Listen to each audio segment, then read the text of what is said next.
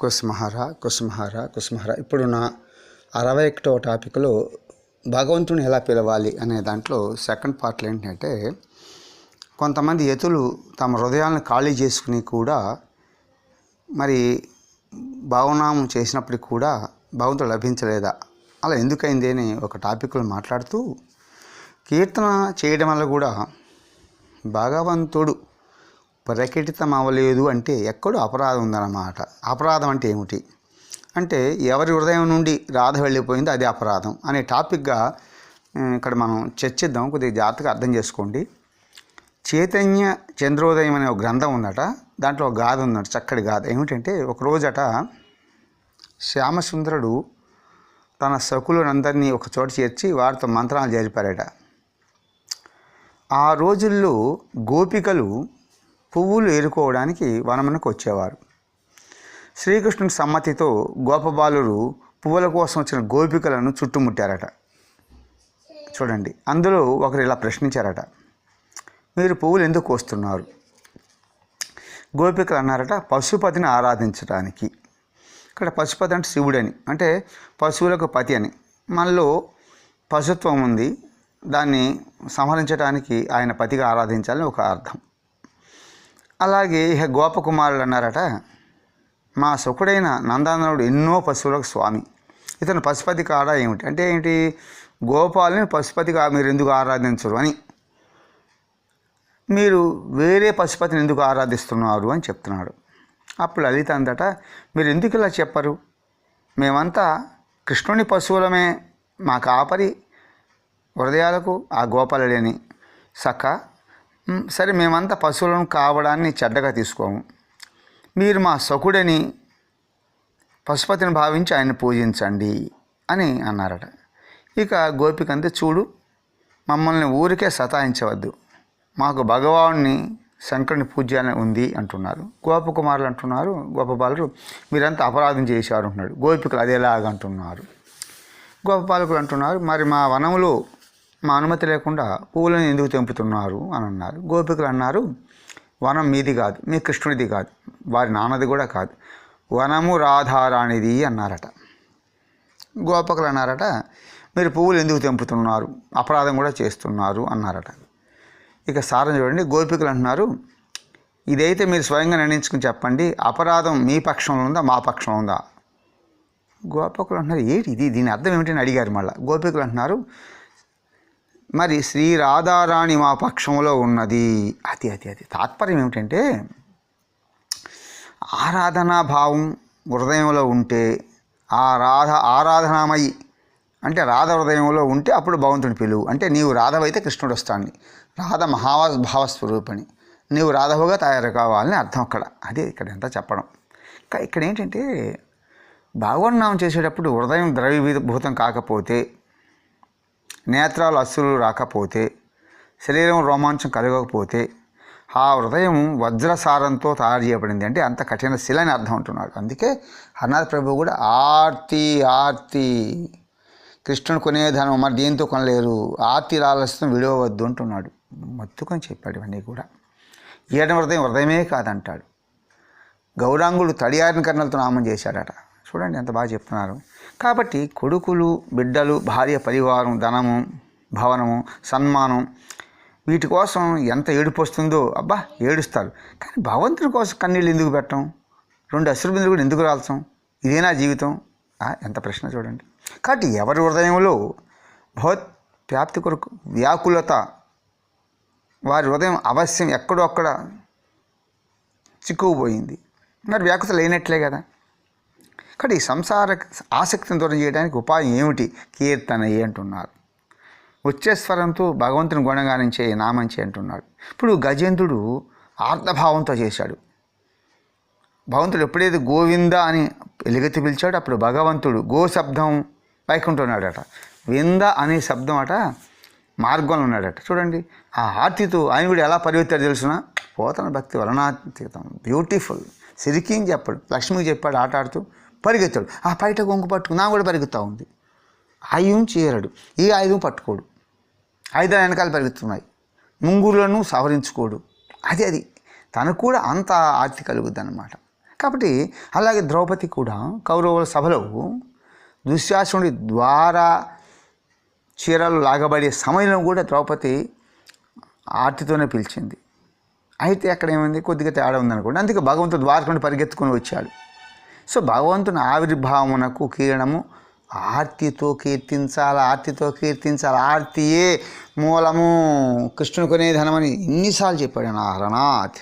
కాబట్టి ఈ నేత్రాలతోనే భగవద్ దర్శనం కలుగుతుందండి. ఇది విశ్వసించండి. ఏ వస్తువు అయితే మనసు ద్వారా లోపల చూడగలుగుతామో అది నేత్రాల ద్వారా బయట చూడగలుగుతాము అంటున్నారు. చూడండి, లోపల సర్పభీతి ఉంది, చీకటి తాడు దిక్కితే సర్పం అంటాం. యద్భావం తద్భావతి. కాబట్టి ఇక్కడ లోపల మంచి భావం కలిగి ఉండాలి. నేత్రం ద్వారా చూసేది కూడా మనస్సే.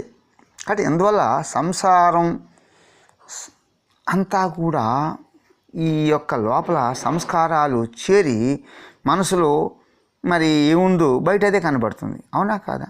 అలా కాకుండా భక్తి సంస్కారాలు భావాలు నిండిన మనసు బయట కూడా చూడగలుగుతుంది భగవంతుడిని.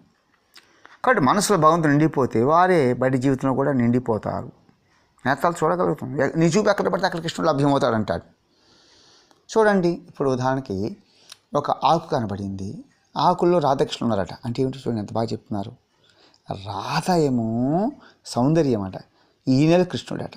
మనలో కూడా ఈ కట్టెలన్నీ కూడా ఎముకల పోగంతా కూడా కృష్ణుడు ఆకృతి అందమైంది ఎవరంటే రాధా అంటున్నారు. కాబట్టి ఇదే వాసుదేవం స్వరం. ఇది ఎక్కడ చూసినా వాసుదేవుడే కనపడతాడు. పచ్చకామలో లోకమంతా పచ్చ కనబడేట్టు ఆ లోపల భావం నిండిపోవాలి. యద్భావం తద్భావతి. భావగ్రాహి జనాత. కాబట్టి నీ సంసారంలో రూప గుణమాధుర్యాలు పొంది వాటిలోనే మరి కీర్తి ధనం ఎక్కడో చిక్కుబడిపోయావయ్యా. అందువల్ల నీ కర్తవ్యాన్ని మర్చిపోయావు.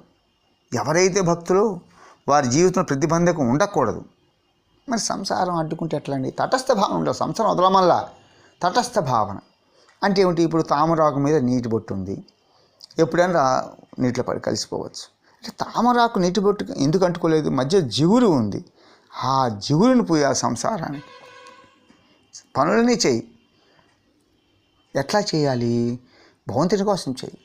బంధనంగా చేయి, బాగా బాధ్యతగా చేయి. ఎంతవరకే నీ బాధ్యత ఎంత. కృష్ణుడు కొడుకుని చేయడం అందరూ చేయి ఎంతవరకే. కానీ నటించు, జీవించద్దు అంటున్నాడు. వాళ్ళతో నటించు. జీవనం ఎవరికి ఇవ్వాలి?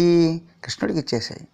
కాబట్టి ఎవరైతే దృఢ నిశ్చయంతో మనం భగవంతుడిని చెందిన వారము అని అనుకుంటారో వారి చేయి భగవంతుడి పట్టుకుంటాడు. అదే స్థిత ప్రజ్ఞత, స్థిరమైన జ్ఞాపకం అంటాడు. ఇప్పుడు అతని రక్షణాభారం భగవంతుని పైన ఉన్నది. దానికి ఒక మంచి కథ ఉంది, పుణ్యగాథ. ఏమిటి? భగవంతుని పైన మన రక్షణాభారం ఉంది ఎప్పుడు దృఢనిశ్చయం కలిగితే. ఎట్లా అంటే పూర్వకాలంలో ఒక సూత్రం ఉందట. ఎవరైనా రాజకుమారి వీరుడైన రాజుకు ఒక కన్య ఏమని పంపిస్తుంది? నేను మనసారా మిమ్మల్ని వరించాను అని సమాచారం పంపుతుందో, ఇక ఆ కన్యను ఎవరూ దొంగిలించకుండా, ఆమె తండ్రి కూడా ఇతరులతో వివాహం చేయకుండా చూసే బాధ్యత ఆ రాజకుమారివేనట. అందుకేం చెప్పారంటే కన్య సమాచారం పంపించి నిశ్చింతరాలవుతుంది. నిశ్చింత ఆమెకి, అంత నిశ్చింత. ఇక ఇప్పుడు ఎవరితో యుద్ధం చేయవలసి వచ్చినా కానీ ఆమె తన దగ్గర తెచ్చుకునే బాధ్యత రాజకుమారిది అనే విధంగా ఎలా ఉందంటే, రుక్మిణీదేవట శ్రీకృష్ణుడికి హే కమలోచనుడా ప్రభో నీ దానిని తీసుకెళ్ళని చెప్పి ఒక బ్రాహ్మణుని ద్వారా తన సమాచారాన్ని ప్రేమను అందించింది, తన తపన అందించింది. అది కాబట్టి ఇక సింహాన్ని ఏ మృగాలు అంటజాలు స్పర్శించలేవు.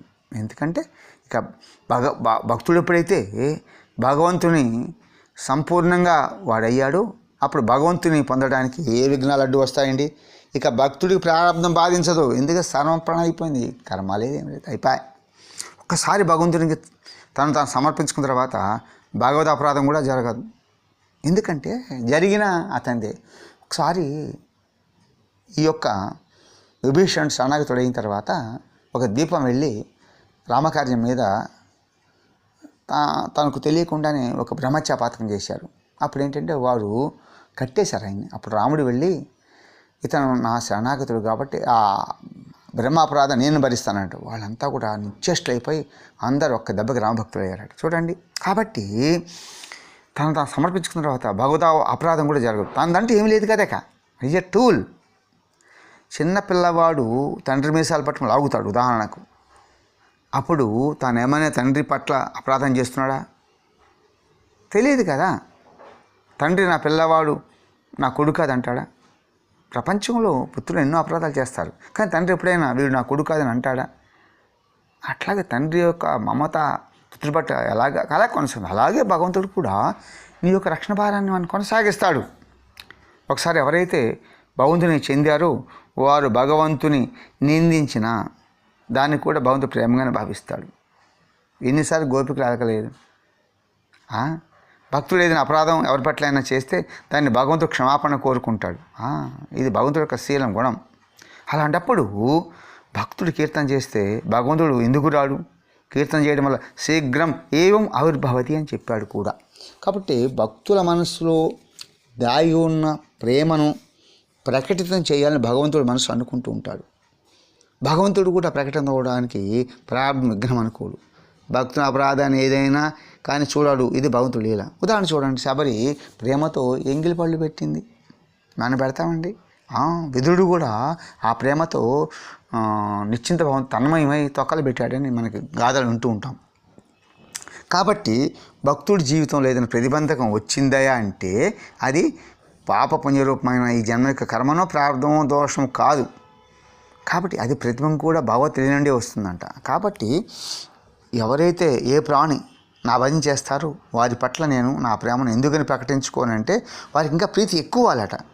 అంటే ధనం దొరికి మన నష్టమైతే ధనాన్ని గురించి చింతిస్తుంటాడు. ఎవరు? ధన పిపాసి కలవాడు అని అంటున్నాడు. 4/2 లెటర్ నోట్ 2లో శ్రీయుక్త రజనీకాంత్ ఘోష్ కమిలాకు రాస్తూ భగవంతుని ఏ విధంగా పొందాలని అద్భుతంగా చెప్తున్నారు చూడండి. బాబా, ధనపిపాస గల మనస్సు 1,00,000 పనుల్లో నిమగ్నమై ఉన్న ధనాన్ని గురించి చింతనే ఉంటుంది. ఆ ఆలోచన వదిలి ఒక్క అడుగు కూడా దూరంగా పోడు. 2 ఎగ్జాంపుల్ బాగా చెప్పాడు ఇంకా ఆయన ప్రభువు వారు. వ్యభిచారి అయిన స్త్రీ 1,00,000 పనుల్లో మునిగి ఉన్న తన వెట్టిని గురించి ఆలోచన విడిచిపెట్టదు. చూడండి ఏ విధంగా ఆవరణ కలిగి ఉంది ఆ అమ్మాయి. అదేవిధంగా హరిభక్తుని మనస్సు ఆ హరిని గురించిన చింతన నుండి ఎక్కడకు వెళ్ళదు. అది రియల్ హరి నేమ్ చాంట్ బందీ అయిపోయాడు అతను. ఎవరు వెళ్తారట? ఆనందం కేంద్రం అంటూ ఏదో ఒకటి లేని వారి మనసులు అటు ఇటు తిరుగుతూ ఉంటాయంట. కాబట్టి ఏం చెప్పండి, ఆయన కృష్ణుని నీ ప్రేమకు కేంద్రంగా రూపొందించుకో. ఇక చూడు, మనసు నీది అయిపోతుంది. చూడండి, నీ మనసు నీది కావంటే ఎంత బాగా చెప్పాడు.